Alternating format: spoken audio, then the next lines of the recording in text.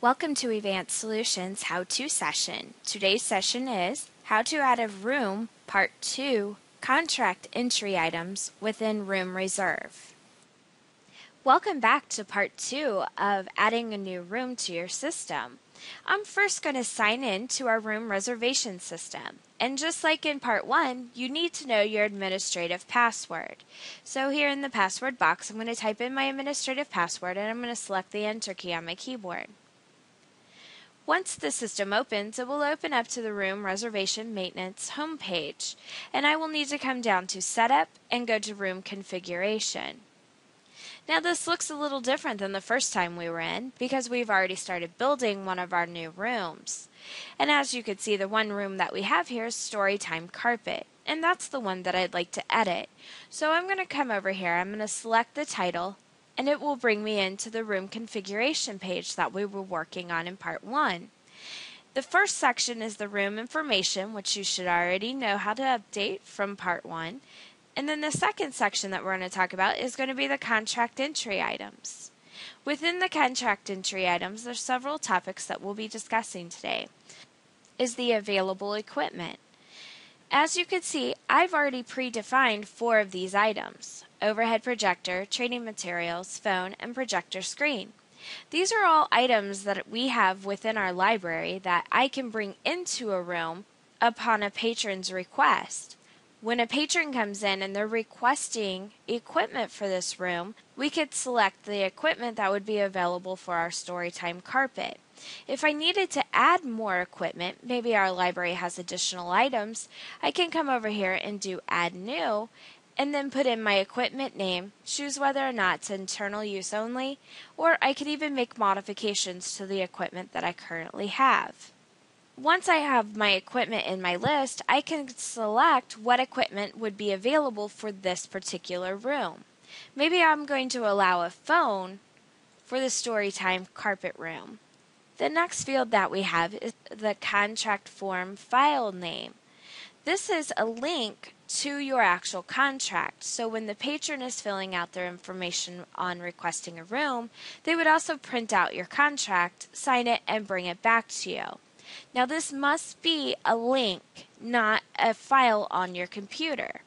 So for example, I would type in this link to my contract and then I would test it to make sure it will work. And as you can see, here's a copy of my contract. So the patron would come up, file, print, fill out the information as requested, and then they would bring it into my library for me to file away. The next field that we have here is the room setup template.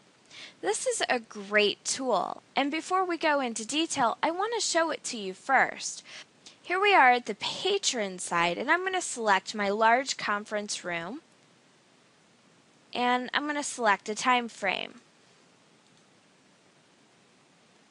And I'm going to scroll down to this section where it says Room Setup. See how this room is already set up? It already has 5 different styles that a patron can choose. They could choose Banquet, which shows a picture. They could choose Classroom, U-shape, Full Room View, and then also Boardroom Setup. If they choose View Room Setup options, they could view them all at once. To set this up, let's go back over to our staff side and set that up for our room. We're going to come over here, we're going to do Add Edit, and this is the screen that will appear. As you can see, we can label it. So for the first one we saw there, it was called Banquet Setup. I could also put in some alternate text, so if that didn't make sense to a patron, we can have maybe different terminology. And then I would put in the image path to a picture or a link to a picture for the actual setup. So as you can see here, I'm putting in my JPEG picture. Now I could also put in a height and a width. I can also view. So once I view, it shows me exactly what the link is pointing at. And as you can see here, this would be banquet style. I can go down and add other options, such as the classroom style, the U-shape, the full room view, and then boardroom setup. I want to make sure that I'm naming my templates as well. So this template name would be maybe story time, because maybe this setup is specific to that room. Once I hit save and I close out, that particular template will be added to my list. And as you may know, you can continually add multiple templates that are specific to each room. So the patron would have the option to come in and choose their actual setup for the storytime carpet. The next field that we have there is nonprofit checking. We have three options. We have none, we have required, and then we have information only. We can require them to fill this information out. We can do it for informational purposes only, or we can leave it as none. Now, if you're setting up room costs, you will want to make sure that this is set to none. And we're going to leave it as none for today's session. The next box that we have is Enable Category Drop List. If I select yes, that means it's going to ask for the category that the patron would be in. Let's go over to our patron site again and take a look at that. So here we are back on the patron side, and if I choose the drop down, these would be the categories that would be listed for the patron to choose from. They would just simply select, and then you would know what category they would be listed under. Let's go back over to our staff side and finish talking about the rest of our fields. Here we are, we have require email address, yes or no. I'm going to require an email address. This is a great way to correspond with our patrons to make sure that they're getting us the information that we need. The last two fields that we have here work hand in hand together.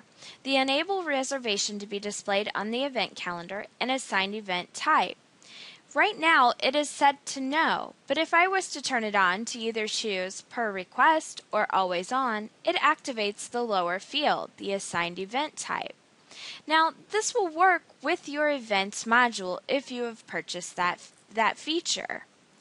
So if I was to do per request and then came down in an assigned event type per request, I would be able to select one of the items in my drop-down, such as Storytime, Book Club, Computer Club, Learn How to Cross Stitch.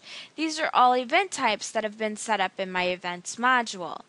If I select Storytime, anytime that a patron would come out and request a room, I would have the option to display this on my Events calendar. And I have the option to do it per request and then always on. Well, that concludes part 2 of adding a new room to room reservation. Make sure that you listen to part 3 on internal notification.